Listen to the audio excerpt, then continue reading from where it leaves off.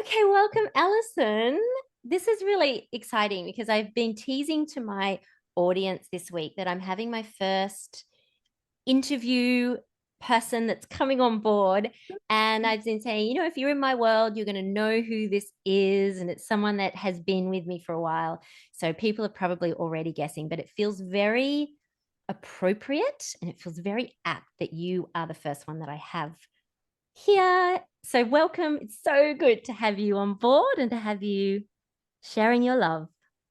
Well, thank you so much for having me. It feels wonderful to be here, and congratulations on your fantastic podcast. I'm loving it, loving it. Oh, thank you, darling. It's really wonderful to see you unfold this. It really is.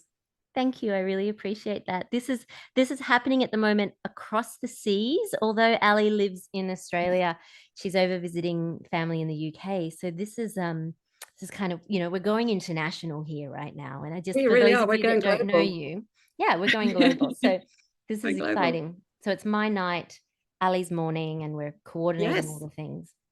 Yeah, All we've right. done a good job.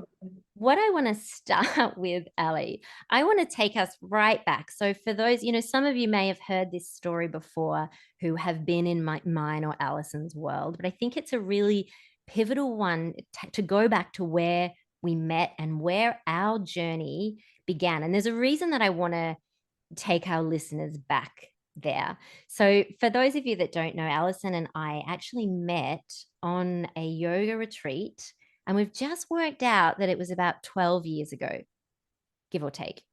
So, I have a daughter who's 14. So, she was 2 years old at the time. Alison has a daughter as well who's 20 today. And she was around about, what does that work out, 8 or something like that.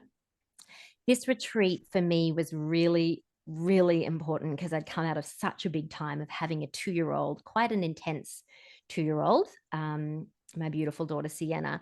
And I just really so needed this space for me.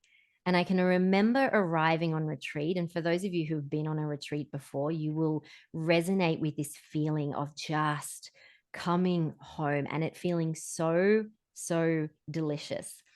But what we met on retreat, so Ali and I met, the lady who was hosting the retreat and the retreat that we were on had quite a lot in it. So it was quite scheduled.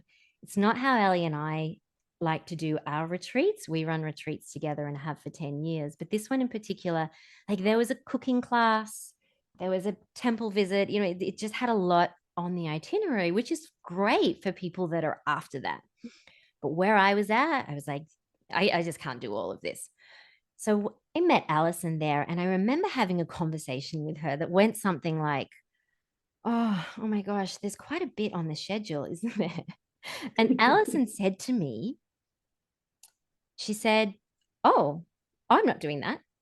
And I was like, oh, there's a temple, but oh no, I'm not doing that. Nope, not doing that. I'm not doing that. And I remember going, what? You're just gonna say no?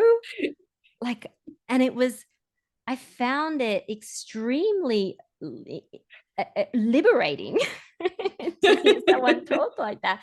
I was amazed. I was astounded because where I was at in my life, I didn't have those resources and the capacity to have such a robust kind of boundary. So this is where I want to start, Ali, because this was the beginning of our journey and of my kind of love for you. Really is when I saw you have such clear and knowing in yourself of what you needed, what was right for you, and then being able to express that. So I want to know, can you share your journey in getting to a place where you've been able to establish such robust and maybe even for some people radical boundaries, how you've got to that place and why you feel this is so important when we're looking after ourselves from a self-love and self-care perspective?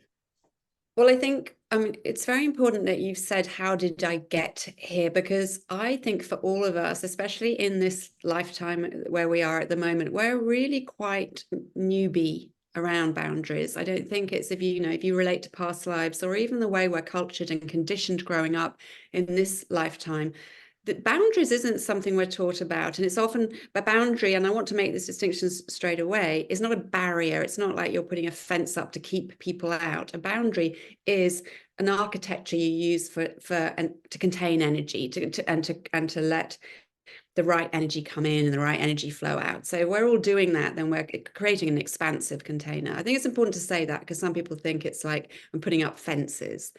So I just want to reflect on that retreat, because it will then make sense about how I got to the stage where I could say no so easily. Like you were speaking to where you were, and you just needed to spread out and spacious, have that spaciousness and connect to that inner spaciousness. And I know that my soul, and I think all of our souls, they are aware of a boundless amount of space, right? And then we get used to being conditioned into not seeing how spacious we can be. And a lot of that is to do with just saying yes to everything, or not saying enough no's, and piling in, or just thinking, oh, we have to do this, we must do this. Well, it's there, so I'll just do it. And so as soon as you connect back to your soul guidance, you have that sensation, more of a sensation of, where can I create this feeling of spaciousness for myself? Where can I return to my original essence of spaciousness within these conditions and create these boundaries? And the way your soul gives you guidance on this is through your body, and often through, what have I had enough of? What do I have capacity for? So it's a real listening to your body piece in the actual, right? So when I went to that retreat, in kind of a similar position, because we'd only moved from England to Australia about a year before. We were in the middle of moving into a new house that we had bought, like our first and our only Australian house purchase. And there was just my husband Mike was working in the UK at that time a lot, so he wasn't there. Got this primary school age child who I'm still settling into Australia. And then I've got people, I was in a rental house and then coming to the new house every day. It's electrician at this time, this time, like the tradies coming in to do different things. And I'm someone who, my nervous system gets a certain kind of reaction when I think there's too much scheduled in. And I've always been quite a free spirit and wanted spontaneity. And what happens to me, Amy, and I don't know about you, is I begin to feel this resentment building up in me, like, get out of my space, get away from me, get out of my space, stop trying to intrude on my space. And my connection to that is the journey that took me to that point where I'm like, yay, I'm going on retreat. And it was such a gift to me, as it was to you, because we went to Bali, right? And it was a beautiful retreat. I mean, we had beautiful, there was a lot of options to do things on the schedule, but I just took those to be options. And I was going with, what do I most need? What am I craving? What is my soul telling me it needs? And it was really freaking obvious, because I was at the end of my last nerve, and I was like snapping at everybody and getting annoyed and telling everybody, in my mind, just going, go away, go away, go away. So when I got there and I just saw I have my own room and my own bath, and no one's going to ask anything of me. And there's yoga every day. I love yoga. I'm with lovely people. And there were like 3 swimming pools you could choose from. And I had a good book to read. I remember you were reading an Elizabeth Gilbert book. And it was just like, this is the gift. This is the gift. And I don't need anything extra to this. So when I saw that print off of all these visits you could do, it was such a hard no for me in terms of, no, but I have the gift. And the gift is the space, the time, and the choosing, where am I going to position myself, which pool. And I remember you and I used to do that every morning. We'd say after breakfast, which pool shall we sit by today? And we'd sit and we'd read. Every now and again, you'd read a bit from your book to me, or I'd read a bit from my book to you. And we had that spontaneity of when you're going in the pool, when you're coming out. And these are big, sacred, energetic practices that we're doing that seem simple when you talk about them. And so we created a container by saying that that no to these things, that allowed that to be that vibration. Had we been thinking every day, you've got to get in the bus and go somewhere and do something, would have been interfering with the gift that was just laid out for us. So how I came to recognize this is to read the signals in my body. Really, I think the way most people learn, and certainly the way I've learned a lot of things in life, is by all the times you didn't set a boundary and you paid for it. Yeah. When that happens to you enough times, and as you and I both recognize, and I'm sure the people listening do too, we are co-creating reality here by the choices we make. We're not just showing up and things are dropping out of the sky happening to us. We've got this great guidance. and we've got it through the vessel of our energy in our body. And this co-creation is foundational around investment. Where am I putting credit in my bank? Where am I receiving from? What am I giving to? Because this is my currency, my energy, my time, and my valuable gifts. And the gift of being happy and well. So the other part of my journey is, what we call a wellness journey. I've had multiple sclerosis all my adult life. And that's given me actually a really brilliant anchor. It's a checking point for me that's very vivid, because when I'm in an energy drain, it's not just getting tired and frustrated and maybe not doing my best work or being nice to people as I could be. It's a very, very big physical impacts on me in my life. And it's funny how many times I had to learn that. But I think that's not a bad thing, because I know what's valuable to me, what I'm nurturing, what I'm protecting, when I choose yeses, nos. And that's an ongoing learning, isn't it? As we begin to get into more and more into where is my vibration really, where's my soul really at home, all sorts of challenges come up where it's really remembering. So what's the boundary piece here? It's remembering that you have that choice. Always. It's your sovereignty. And what are your values? My values, I know for me, are certain ways of feeling in my health, in my body, and listening to being able to hear the clear channel of my intuition. And that gives me the best life, and the best work comes from me. I can't do that without the boundary piece, because I'm not going to have the space, the groundedness, the connection, because my space will be full of all the things I wish weren't there because I didn't put a boundary in. And And I that love comes from this. energy. I Yeah, am go. everything that you're saying with this. And I feel like this is something that so many of us struggle with, right? And I don't know whether that's because, we're recovering people pleasers, so many of us, and we have a really hard time saying no. And we do. So why do you think that is? Why do you think we have these situations? And women, we're great at doing this. We load up our plate with so many things, and if we're to really look at what's on our plate and ask ourselves those deep and honest questions, like, what here lights me up, what here does my soul really want to be doing, we would probably find that there's a tiny little bit that's left on the plate, really, realistically. I think it's around three things: feelings of fear, which I'll get to, conditioning that we've all had that we need to decondition from, toxic messages around, not putting ourselves first because that means we're being selfish or whatever, which isn't true and doesn't bring about good things. And the third thing is this notion of not understanding that only we can give ourselves a permission. It's a permission piece. And what clients and people I work with often say to me, you've opened up so much permission for me to give myself. So that tells me that permission wasn't there. And that what we're really learning is the sovereignty piece. That we don't have to wait for the world to give us something or tell us something. What we want to get into is the inner world that already knows and will direct us well. So there's a lot of, if you think about the reasons people please, that's always going to be fear-based, because in real chronic people pleasing, we're not doing it for ourselves. We're doing it, and we're not really doing it for other people. We're doing it because we feel dysregulated if other people aren't validating us or aren't pleased with us. The whole instinct to people please isn't really about an act of service to another person. That's different, and we should be doing acts of service. We should be looking after each other. The act of people pleasing involves a sacrifice of our own sense of what we want and our well-being in order to make someone pleased with us.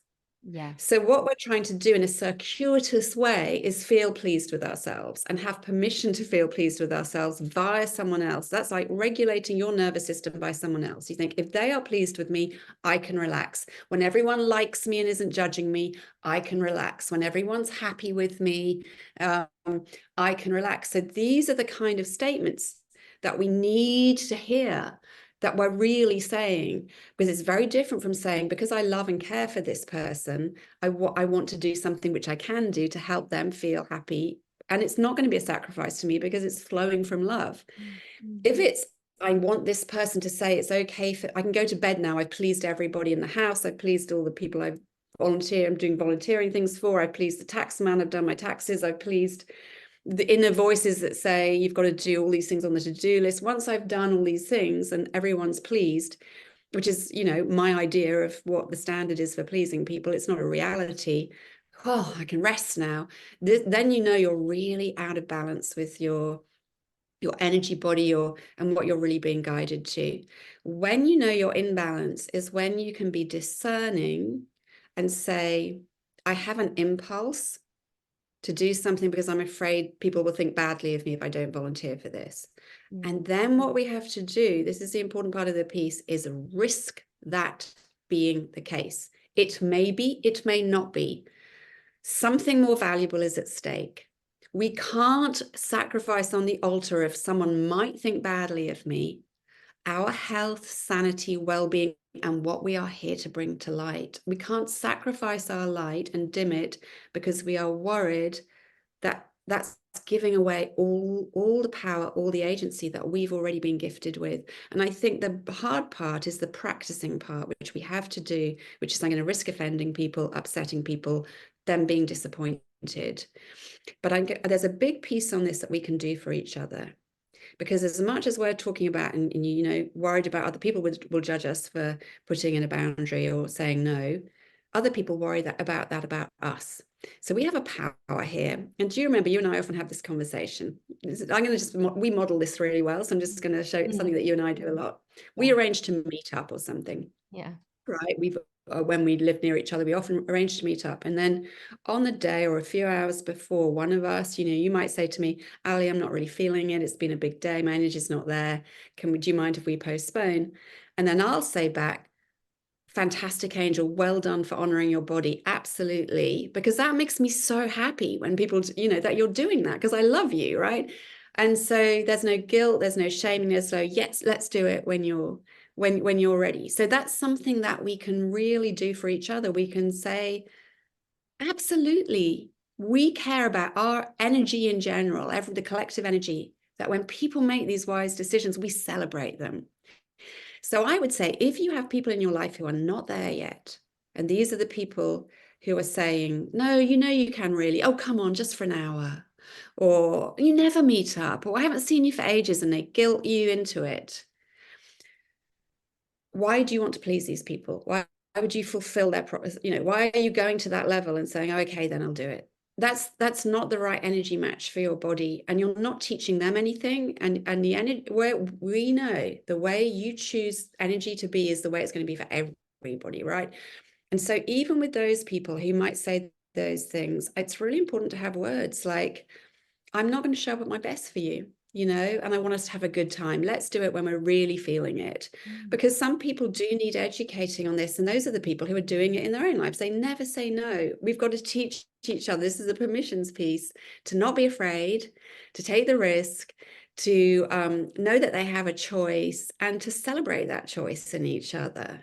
Because then we'll probably end up meeting up with each other more often, because we just have generally more energy because we're not sacrificing it in places where it's, you know, if we do things because we're worried about people judging us, that is the last reason for doing anything. And that is everything's a message back for your own learning. And because I've been there too, I've worried about this a lot. And you know, I don't think about that very often with anyone, apart from there's always some people in your life, usually it's family or somebody who triggers you more than others, right? Where you do think, oh, what are they thinking? What are they saying about me? And that's a real clue, because it usually is family. And that means this goes back a long way. It's inner child stuff. It's stuff that you've been through a myriad times and it's hurt you. But what a great opportunity to heal. What a great opportunity to advocate for yourself and say, I know this feels uneasy. I know this feels anxious, but I'm still going to advocate for my soul, my light, what's shining, what's worthwhile. Yeah, sometimes it's going to take a bit of anxiety, but you know what? That's going to disappear after a while. And you know, you asked, how did you come to the journey? Because I kept practicing getting doing the things that I knew would create the reality I wanted to live in for my body, my soul, the people I want around me, and the things I'm here to do, because it sabotages you not to use your energy that way. It's claiming that choice and then taking the risks that at the beginning seem big, and then suddenly they're like, why was this ever a thing? Mm. You know? Mm.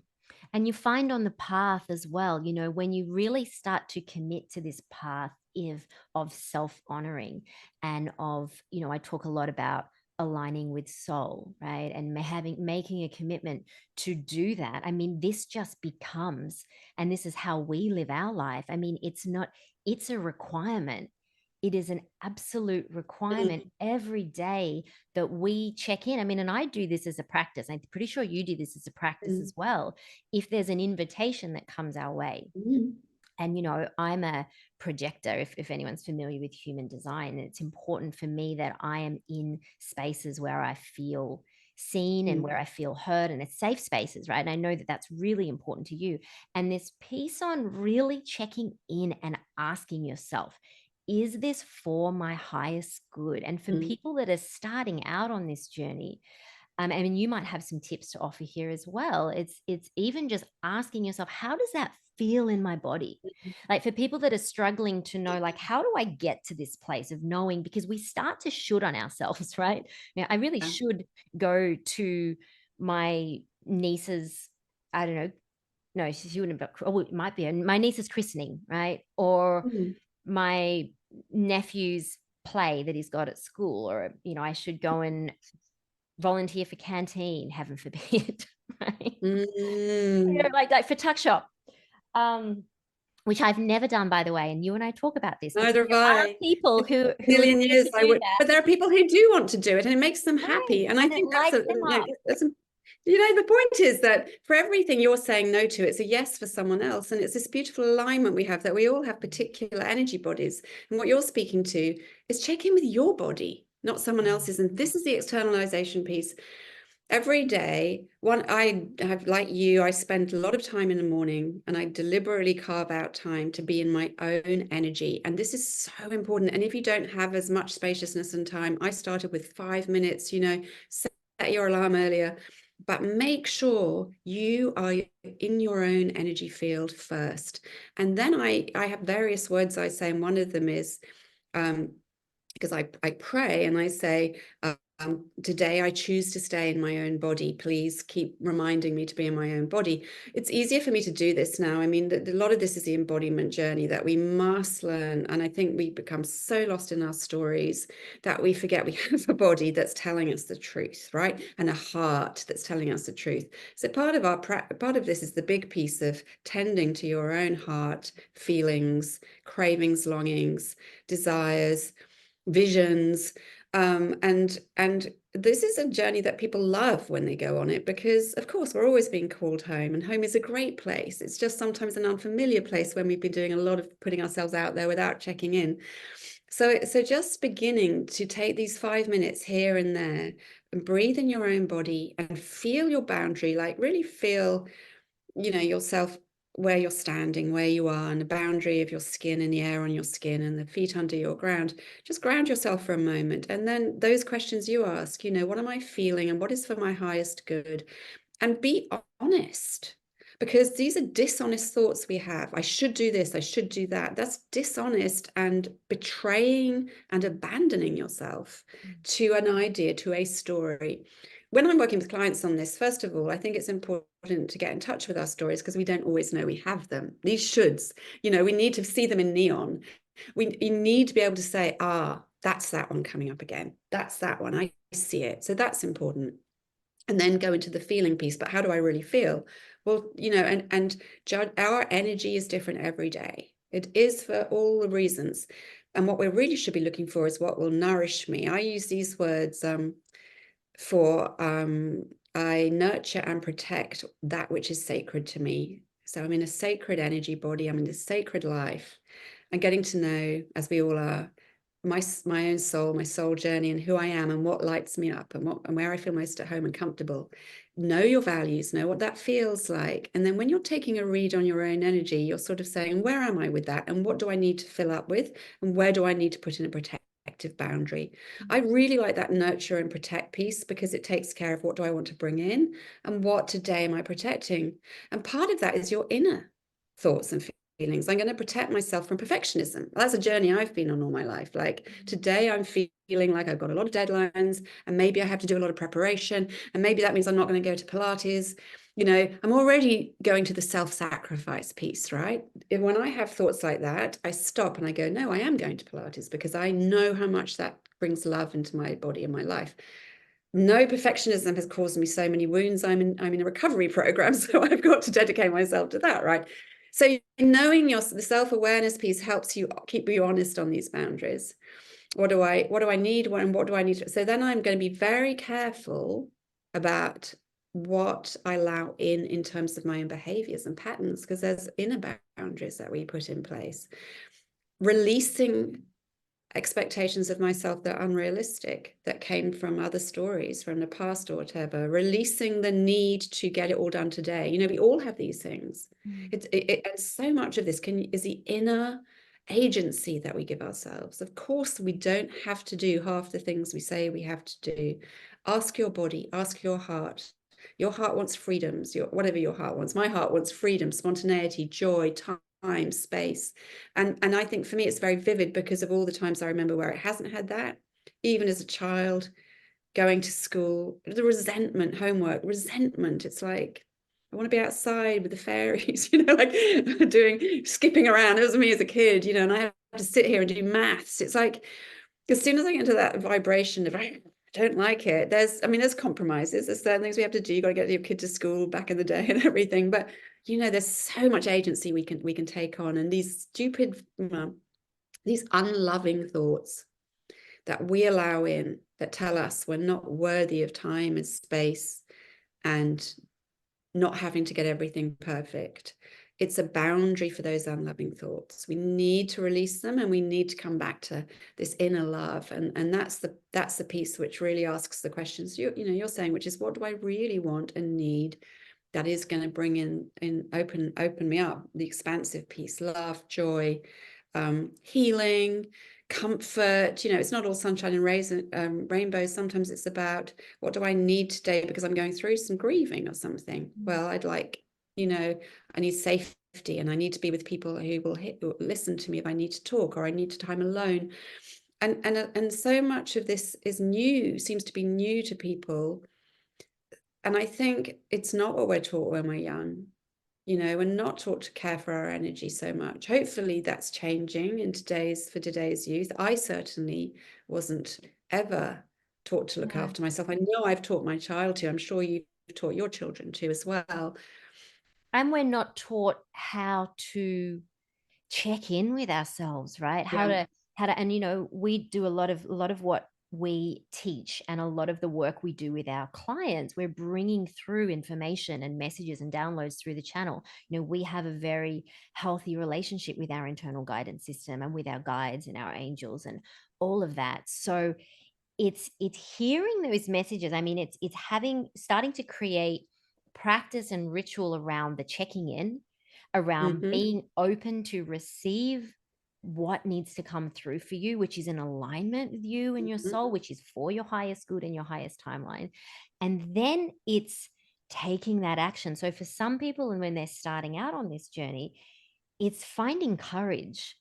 It's finding courage to maybe say, no, you know, no, I'm not, that's actually not going to suit me. Practice your nose. Yeah. Practice your And I nose think without the practice apology there too. yeah. Because then you get the experience, and what you're speaking to is, it can't be an idea that one day I'll have boundaries, or it can't be get into a chat, oh, I don't have boundaries because this XYZ happened. I mean, if you have that realization, that can be helpful, but don't get stuck there. It's doing the practices. And why I love working with clients on boundary pieces is we choose things to practice. What boundary are you going to choose today? And I love this expression, doing it with cheer, like cheerful boundaries. Make it the happy piece. Because you remember going back to the retreat, what I remember about you and me was we were so full of joy and vibrancy. We laughed so much. I hadn't laughed so much for ages because I was just doing all the stuff to get this house ready and keep things going and everything. to be able to relax into that joy piece. And we laughed and we had joy and we were playful. And I thought, wow, this is so nourishing. And this is so me. I'm back.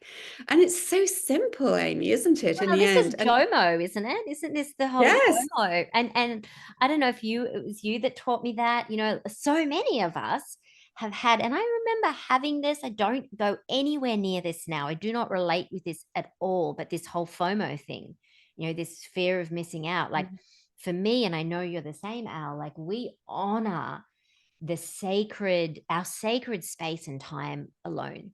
You know, yes, it's a requirement. We love it. We love up on it. It's so yes. rich and so wonderful. Can't And get enough of that time. when we hold retreats together, we make Yeah. sure, yes, there's offerings within the program, but we offer a lot of space to just be and to do whatever it is that brings you joy and makes you feel good. And for some people, this is new, right? We are. I mean, Mm. we've spoken about this already about the overscheduling and all of the things.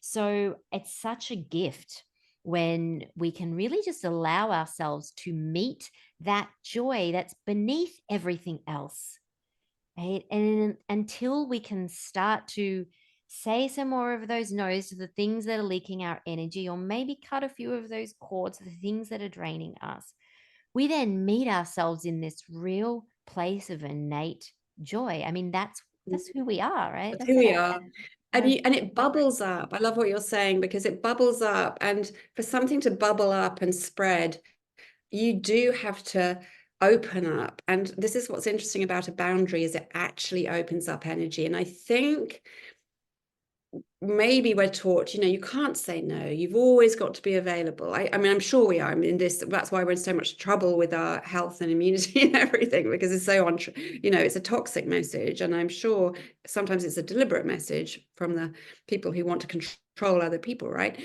Into making money for the top dogs and everything. Be a slave and slave yourself to everything. When you release yourself from that slavery, because you're like, I'm just not going to do that anymore. I'm a free spirit. I can choose. And I can make lots of choices. That there is this kind of inner child, see me, I'm not doing it. I'm not doing it. I'm not doing it. You can't make me do it. And it's gleeful. And I think whenever inner child is present in that way, there's a lot of wisdom that is very cheerful. And so I always, when my clients go, I can't say that, I go, no, do it as a cheerful boundary. Just say, you know what? I just think I'll sit this one out, and just do it in the lightest tone.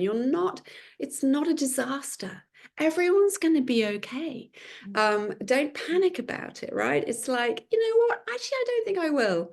And the other way the messages come through is really interesting. I always say this to people, if you've ever had an experience where, I don't know, maybe, you had a client, you'd booked in for this, and then a repairman's coming in to do this, and then in the evening you were meeting so-and-so, and you wake up in the morning and you feel that claustrophobic, tense, bracing, anxious feeling that, am I going to be enough? Is my energy enough for the day? Which is not the way to be, as we've just said. The way to be is, what is my energy? How can I negotiate that with the day? And then little by little, client can't come. Repairman says, can we do it another day? Person you're meeting, taps out of that. And you just, have you ever had that feeling of, the relief, the release, the softening of your body, and the feeling of, and that is vibrational, right? That is soul coming back, everything reintegrating. The message there is, why were all those things there on the same day? And one thing that I've learned, and the energy boundary piece with MS, especially, I'm very well now, but at the beginning it was a struggle. I had lots of periods where I would become unwell and then not be able to do anything for a while, and then get my energy back and do too much and then become and the pattern was like this, this is not, we shouldn't be like this, we should be like more like this. And it was crash and burn, basically, right? Which a lot of people are familiar with in different ways. And a constant adrenal fatigue, because there's no recovery period. What I began to do was realize that, I always have a paper diary where it says, like a proper diary where you can see the pages. Let me see, like this. And I love seeing blank spaces. Yeah, I'm the I same. live for blank spaces. And what I got used to seeing, and I keep all my diaries like this so you can track it back, is the blank spaces just got filled. And there's a rising panic in me of, well, when am I going to next have space. And what I've got, I don't do that anymore. Now it's like I can have space every day of my life. But to do that, I've got to take the responsibility of creating that space. And that means when people say, can you do, will you do? I always look at what's happening this day before, what's happening the next day. I create masses of space around things. And far be it that I don't get things done, I get more done of what is important. And it means a lot of stuff that aren't priorities that were in there just don't exist in my life anymore. And that's the piece you're talking about. As we travel through life, our life changes. And we're living the life that we're here to live. And things are naturally releasing because they don't belong in that picture. And we helped co-create that picture by saying to the universe, I can do this. I can work with you. I can listen and I can make good choices. Right. And that's the piece. And it's And, also and it's, shedding, right? It's as what yeah. you're saying is it's this real shedding. And a lot of it is the shedding of the old identities, the shedding of Oh, who yeah. we thought that we need to be, the roles that we've needed to play. And we're just peeling back one layer at a time. But if you're on this journey, or if you're newer to this journey, what you'll often find is that when you start to do that and really come into alignment with your soul and start to say, you know what, no, that's a no to that, because that's not feeling right for me. You find that the universe will like send you a few more things just to test, just Yes. to make Yeah. sure. I really want to Yeah. know that you're getting this. And so, and that's what that happens in anything, right? When we're there and we're going into expansion, we're going to meet the resistance and the challenge that where we might go and contract back into that old version of ourselves. And then when we can take a bigger breath and push through that next layer, or not even push through, right? That seems a little bit of aggressive, but when we can allow ourselves to expand into this new version of us, then what happens is we start to naturally magnetize the things Mm. that are really meant for us and are really in alignment with our soul. And I just think that it can seem like, if you're sitting there thinking, this feels like hard work, once you get into this place of alignment, it is the most natural, easy breezy, effortless thing. And that's Yeah. not to say, as you said, it's not all sunshine and rainbows. We get challenged, but we choose ourselves first. We choose our alignment first as this divine, sacred responsibility. And when you start to choose yourself in this way, there is no turning back.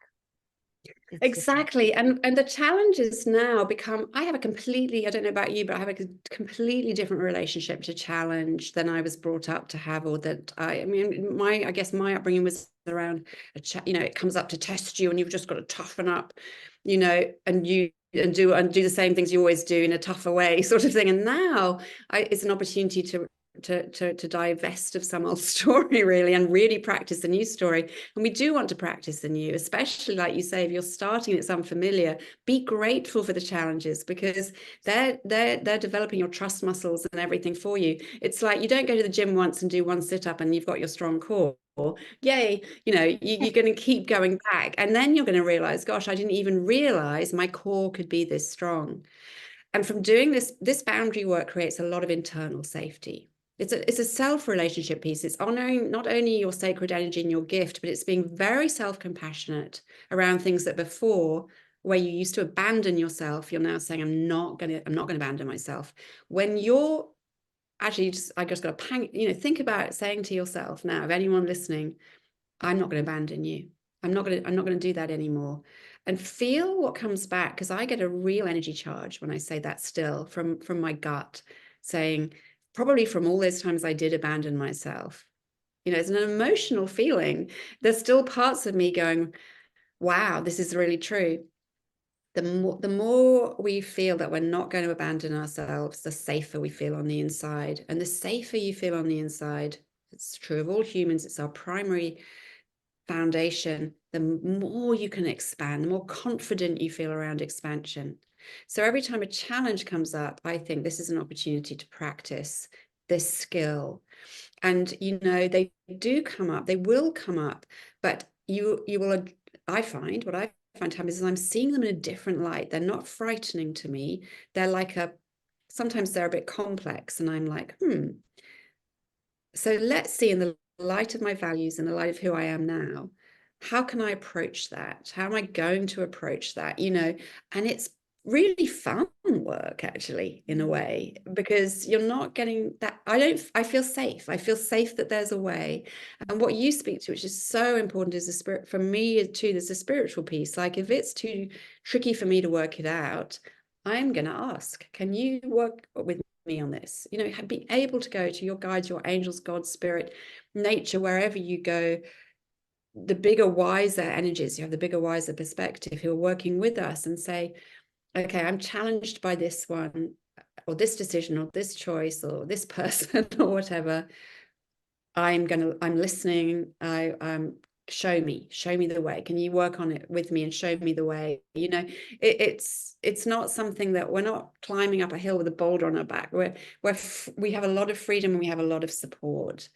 And as you say, your life changes shape, because inner shape, this shape piece is really important. We're talking about energy, right? We're talking about creating different containers through boundary practice for energy that makes us feel healthier and happier, and therefore the people around us are better served by us and get healthier and happier.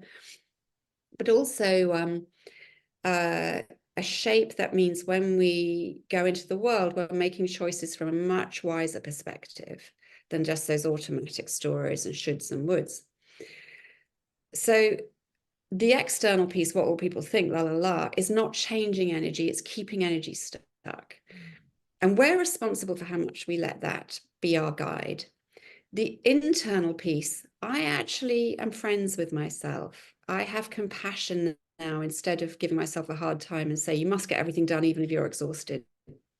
I'm like, that's the last thing I'm going to ask of myself now. This is a big U-turn for me from my previous earlier life. And I trust myself that I will look after myself. And I really love myself for being there for myself. And you're in this foundation of inner friendship that feels very safe, very reliable. And when there's a challenge to it, you have tools. You remember, no, I'm compassionate. I don't want to see myself suffer. There's something I can do to reduce my suffering. I can have care and concern for myself instead of disrespect. I'm not going to abandon myself. So this is where I'm speaking to these inner boundaries around the self-love and self-compassion piece. And for many people, probably most people, there are unloving thoughts that come in to our energy space from ourselves, from stories that hurt our hearts. So landing back in your body, in the sensations of your heart, and to that place of love, and being able to say, is this a loving thought that I'm having, or an unloving thought? How can I make this a loving thought? And then that shifts your behavior, what you're to put it into action. So now I'll give you an example of that. Right, I've overscheduled myself, but I'm saying, but I said I'd go tonight, so I'm going. They'll all be disappointed with me. It's going to, blah, blah, blah. Big catastrophic story developing around this one piece of me not being there because I'm so important, to the space. And then I'll come back in and say, but how do you really feel? And I'll go, well, I feel vulnerable. I don't feel like being in a crowd, or I'm exhausted. I want to watch Netflix and go to bed at 8 o'clock, whatever the thing is. And then if you were to do that, Alison, how would that feel? If none of this mattered and you could just do that, I'd feel fantastic. I'd feel safe. I'd feel relaxed. I'd instantly change my vibration, right? Okay, so that's obviously what I'm going to do. Now, if at that point that story comes back, well, I'm sorry, I know that's what would make you feel better. I know that's what would, but you can't do it. That's me identifying unloving thought coming from an old story, an old version, or whatever, that I now need to boundary. And the boundary is, no, I'm not going to treat myself like that. I will not tolerate that treatment in my inner sanctuary. In here, we don't tolerate that. I'm going to show myself I mean it by making that phone call, texting, sorry, I can't come tonight. And then I'm going to give myself that nurturing and run the bath, whatever I'm going to do, And we're showing, not telling. And we're saying, I can shift to love. I have that in my power. I'm a love loving that. being. I can shift to love.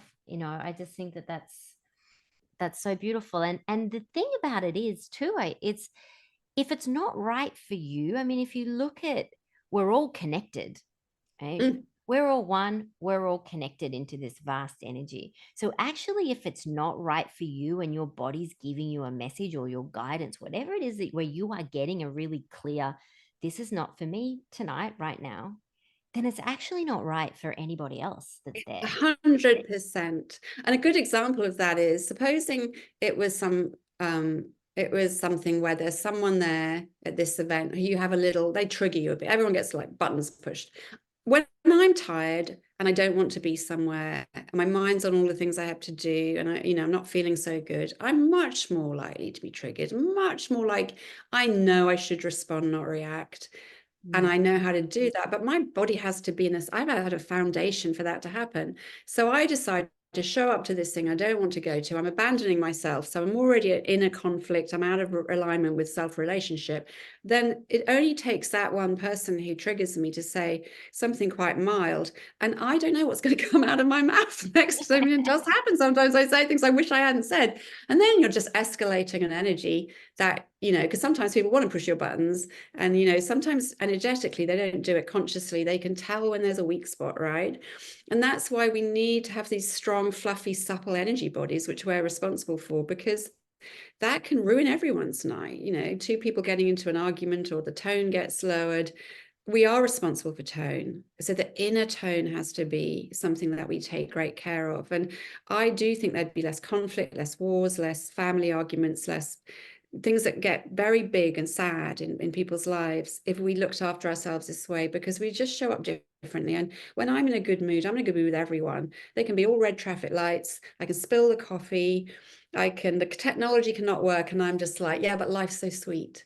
But when I'm not in that mood, those things can happen, and they can just make me go, it's all a disaster, and I'm sure people can relate to this. And it has There's such a ripple effect too, like a you massive ripple saying, effect. and me seeing the way that you've been able to do, it gives other people that permission to go, oh, wow. I mean, and that's where we started this conversation, right? Was back in Yes. Bali, and you gave me a gift then. Because if you had you not been there, and had you not modeled that, the way that the relationship you have with no and with your boundaries, I would have been there in my conditioning, right? In my people pleasing, saying yes, and not leaving the retreat with as much of a, you know, loving, spacious kind of capacity that I had. And then, I was able to leave that retreat, come home. I had a 2-year-old and a partner, and I was able to then, that was a gift that I was able to give them and extend it into our work and all of it. Like, it just comes back to this reminder of how we're connected, and how taking care of ourselves is a sacred requirement, and has this ripple effect then into the world. It's a gift. It is a It's gift an absolute gift. to We're taking the care of world. sacred energy. But the nice part of it is that it's like caretaking for a beautiful garden. You do your part of it, and then you get to look at all the flowers and the smell, the sense of it. It creates so much beauty. And self-sacrifice doesn't create beauty. There are times when I think, when would I sacrifice? And they're for people like my child. There are times when it's appropriate. So when we're not being selfish, we're not saying there aren't times when, we stay up all night with a newborn with a high temperature. Of course we're going to do that and be sleep deprived the next day. We're not going to go, you sort out your own high temperature. And I think I say this, Amy, because people say to me, but isn't that selfish? And this is missing the point. It can, as you've said, it can be much more selfish not to take care here, because if I show up in the world out of alignment with myself, and I have a beautiful guide inside of me, always bring me back to love, I'm showing up not in integrity with love, I'm much less likely to even see who needs my attention, and to have that compassion. Where we're starting from, these bases of these beautiful light work, this light energy, self-compassion, self-trust, self-love, is that these are energies. Compassion, love, and trust are energies. Whether it's self or other, it is the same energy.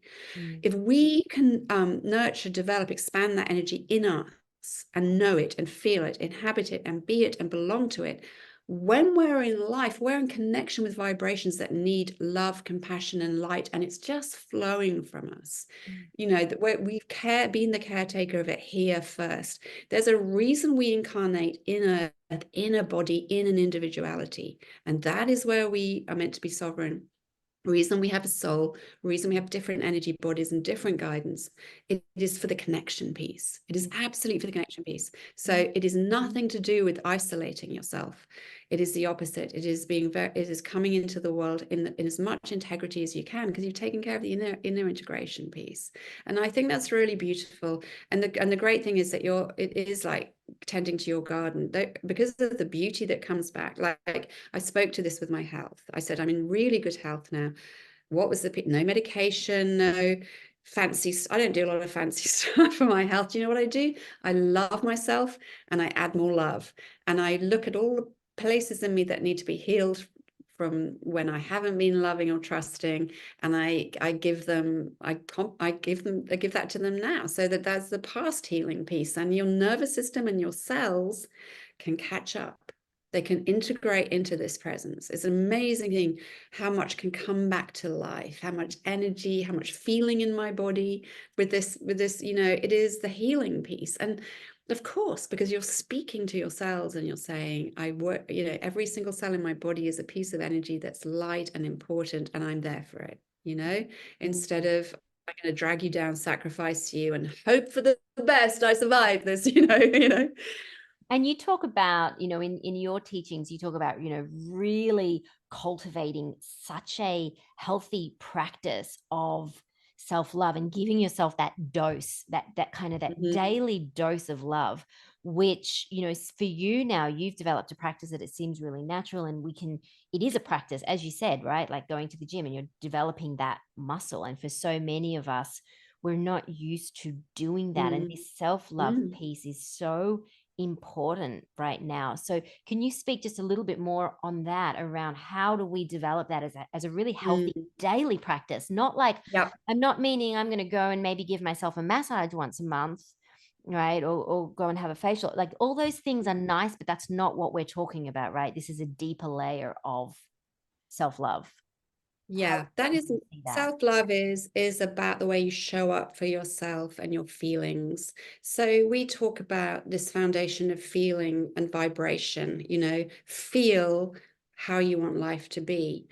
When we're not being self-loving, and examples of that are being very self-critical, putting yourself down, telling yourself you're not enough, telling yourself you haven't done enough, you're not good enough, and projecting that onto people, don't think I'm good enough, and all of that, telling yourself you're not worthy of taking 5 minutes to sit down and put your feet up because there's dishes in the sink, making yourself a slave master relationship. When you're picking up on those habits, it's really making very small corrections at first, and it's doing the opposite of what those things want you to do. So it's taking that 5 minutes, and you might resist it. Your body might not like it. It might feel, there'll be chatter saying, why are you just lying here doing nothing? It's these little moments of showing up for yourself to say, because I love myself that much, that even though this is uncomfortable, even though this stress is telling me, the old stories are telling me I'm not good enough by doing this, something deeper in me is saying, I need this. And I'm just going to spend these few minutes honoring that. And I always put my hands on my heart when I talk about this. The embodiment piece is important. I think there's a great deal of putting our hands towards or on our body that tells ourselves the things we don't need to tell ourselves with words. And I encourage clients every day to spend, and some people don't want to spend much time, so it doesn't matter, little by little, drop by drop, those sit-ups add up to very strong muscles, right? Don't try and launch yourself into the most I love myself, or if it doesn't feel true to you, but start building a pathway back. We can do that in an outer relationship. We can improve relationships with people in our lives. We can love people now who we never used to love. That love works. So just trust that piece. Spend that 5 minutes, hands on hearts. Maybe when you wake up in the morning and say, thank you, I love you, and forgive yourself. I forgive, I release any grudges. So there are words you can give. There are lots of tools you can give. But I think the other thing is see, where can I show up for myself today? And just give yourself one practice a day where I wouldn't if I was in an unloving thought. Because it's this checking in piece. The more you do it, the more intuitive it becomes, because it is a natural. Actually, this is all very natural to us. We're just unfamiliar with this. when we're little babies and toddlers, we're just thinking, where's the next snack, or can I pull myself up on this chair or whatever. We're not no one's going to judge us for this, right? So a lot of it's releasing stuff, and it happens by giving yourself these moments. And I give people hope, I think, when I say this, but there was a time in my life, sort of end of my 20s, early 30s, when I was very troubled and insecure and quite intense, and I didn't like myself. And I remember saying to my therapist at the time, I cannot find, I want to love I really want to. If I'm out in the cold, it feels cold and dark where I am. What do I do? How do I make this happen? And little by, he said, you don't just make it happen overnight, but inside of you is a part that already loves you. And it's finding that part again, and Amy, we do that in so many ways. Your work really reflects this beautiful. Those are in the give yourself one loving thing today that you're doing just because you love it. Even though that's a beautiful walk in nature, check in on that. What does my soul crave? And offer yourself that love. It's a receiving and offering piece. Think about what you would do for someone else and do it for you. And it's not get your nails done type of thing. It is literally sometimes about this boundary. Well, I'm not going to make myself do that, or I'm going to take something off my to-do list. There's so many things we can do, actually. And this is my work, helping people kind of recognize, where can I be more loving to myself today? But what if you woke up in the morning? A lot of people wake up and they feel anxious and they feel like I've got a lot to do, and they're already in a deficit, like I'm not enough, and all these things need doing. And what if you took some slow breaths and you put your hand here and said, what is a loving way of living today? What energy would support me in having a day where I felt more aligned with what's happening, and it would be loving? And then you can think in terms of, what can I put in? What maybe am I asking of myself that I don't need to do? What is something lovely I could do today? What is something on my mind that I need to spend time with coaching myself on, or offering myself support with, or talking to a friend about? These practices, after a while, are just building a natural reintegration, self-relationship, coming home to yourself, it's building a more comfortable relationship with ourselves. Because as you know, and I know, and hopefully most people know, when you're with someone who has your interests at heart, who is a safe space for you, and who wants you to feel better, they don't have to do very much else than have that intention. It's an energetic intention. So what we're really talking about is, I intend to love myself. I offer that sometimes as an affirmation to people, because I said, it doesn't really matter what comes up. Arguments might come up, or feelings from the past when you weren't loved in your home life. They're all coming up for healing. They're all coming up to say, I like this intention. Intention is an energy. So you're setting an energy. I intend to love myself. And into that energy, whatever comes is going to move in the right direction. What we often unconsciously do is wake up going, I intend to give myself a hard time. We don't even know we're saying that. So that's just something that I would offer. Just see what happens if you wake up and saying, I intend to love myself. And then whatever's coming up, whatever's arising in your day, is coming through that lens and that portal. I love That that. changes the energy up. Yeah. And I've seen this, and I've seen the impact that your work has had on people, in making some of those changes, little by little, bit by bit. And you will be shown, when you really come back home to yourself, when you really tune in the guidance, you'll be shown what is that next step, or maybe it's a half step. And quite often, the message that comes through, what I found as well, is it might be very different from what you were expecting or thinking when you say, Yes. what is it that I need today? And you hear that little whisper or that message. It's like, go take a rest, go have a bath. Do you find that often it's a lot of it is, and I'm not surprised, a lot of it, these practices are getting us to really slow down and drop Yes. in and Yes. connect and luxuriate, and like And really you begin, yeah. And you begin to discover things about yourself. Because one thing that I've discovered about myself recently, exactly speaking to what you're saying, that it's something I'd forgotten about, is how important laughing is to me. yes, I have quite serious work. I can get because I'm passionate. I love my work and I smile a lot, but I get quite serious because I really want to, when I see people beginning to make a shift, I'm so with them and I get very invested. And then sometimes at the end of the day, I'm like, when did I actually giggle or do something or say something yeah, silly, I love and this. when, No, you finish. Yeah. that's dropped in for me, and I've been shown many times, Alison, it's laughter, it's laughter, it's laughter. So then you can make that the intentional piece. You can say, how am I going to bring more joy and laughter in today? And there's so many ways, simple ways. There are things that I have an actual file on my YouTube of things I've saved and they might not make anyone else laugh, but there's whatever's happening in these YouTube videos, I cry with laughter. Yeah. And the other thing is I really love gag reels, the bloopers, when people are in certain shows I watch, like Schitt's Creek, and they crack up laughing, and then I crack up laughing. To lift that energy doesn't really, you don't have to go far and wide to find it. And it's just forgetting. So what you're speaking to, I love, because you're saying it's surprising. And we're on these self-discovery journeys. We're on an expansive journey. We're not who we were before. We don't want to be who we were before. We want it to be new and surprising. And if ever you get a feeling, I've recognized it's more and more, that's different, new, and surprising, you are in such good territory. So we want to open up to that. And that's the problem with working on the old tram lines that people get so stuck on, this story of I wasn't loved, so I can't love myself, or this story of that. We want to really never say to ourselves, therefore, this is it.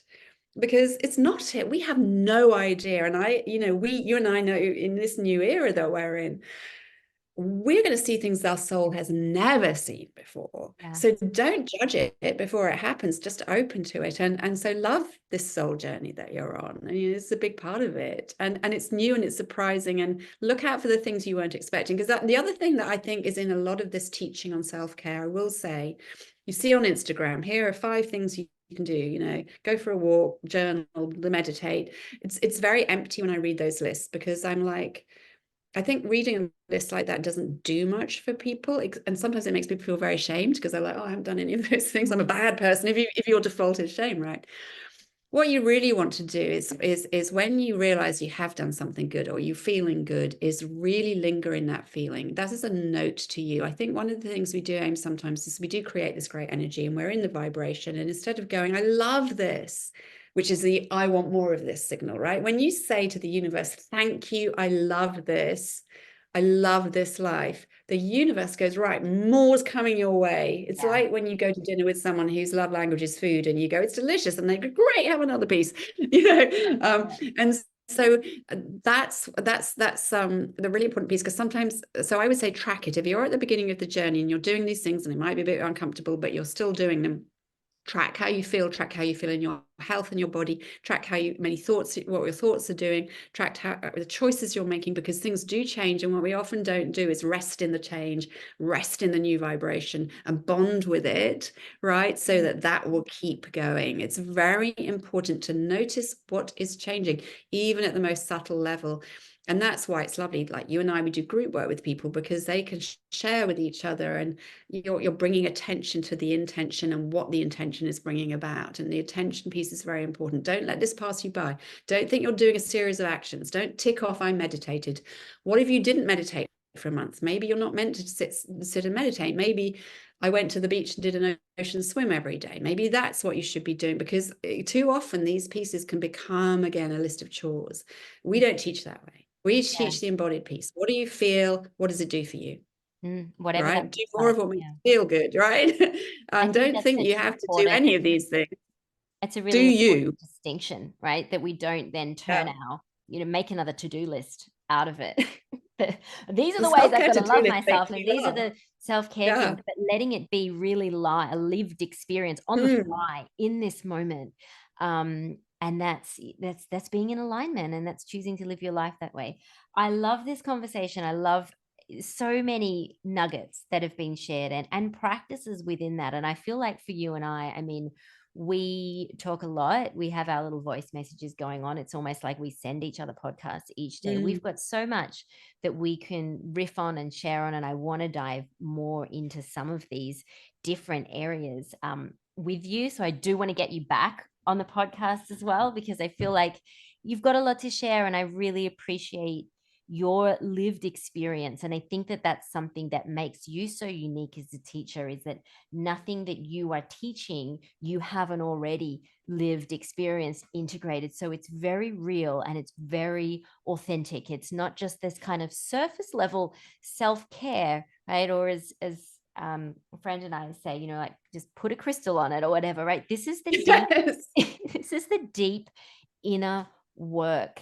And it's also honoring, and I love the way that you do put your hand on your heart a lot and you have that conversation with yourself, because it also honors that, this isn't an easy journey always. And this does mean, there's discomfort and there's things that we're moving through, but the way that you then honor yourself and praise yourself, like you did a good job of that. Or course correcting if you have, because it's becoming aware of those negative thoughts and those stories, like, oh, hang on, no, I didn't mean that, right? The way that we cultivate this beautiful dialogue with ourselves as well, I think that is something that you offer people so beautifully as well, which is it's just magic. So tell us, where can people find you if they want to connect with you or follow you? What's the best way to do that? Well, thank you, Amy. And I love our conversations too. And you're right, we message like this with each other all the time, and it really opens up a beautiful channel. So, and thanks for having me. And I'd love to come back. So where you can find me, Alison Potts Innate Being. At the moment, the best place to find me is on Insight Timer. So if you go into, it is a healing, well-being, beautiful space, fantastic community there of teachers and people. I do, if you just Google Insight Timer, put in Alison Potts Innate Being, I do live events every week. We've got a lovely group and community building around those. I have courses on there that are pre-recorded, and I have a whole library of probably nearly 80 guided meditations and talks on there. And I'm on Instagram, and I love connecting with people. So just send me a message in any of those places. And if you want to connect, I'm here to do that. Yeah. So good. Awesome. Thank you so much. I love that it is just so organic when we get together and we open up the channel and we see what wants to come through. And it really felt important to start on this piece of boundary, because I know so many of us can relate and do relate. And I think this is so important for our expansion, which is what we're about as well, helping our clients on this path of soul expansion and alignment. So I think that, it's so great to riff on this. I could do it all day, every day. And there's so many layers to it as well, isn't there? There's so many layers. We need to go away on another Bali retreat and sit by the pool. And we do. Yeah. So Ali and I do run retreats together as well. So, if you're ever interested, they are, as you could imagine, lots of fun and lots of space. Play came up. Play and fun were my words for this year. So I really relate to what you said on that. And I think that when we can just use play as well as this portal for so much pleasure and abundance, it really is quite amazing. So I was quite surprised when that dropped in. And yet, as the year's progressing, I'm like, okay, this makes so much sense. I'm loving it, loving the play. So thank you, my darling. And you enjoy the rest of your day. And we'll see you again soon. thank you, Amy. Pleasure.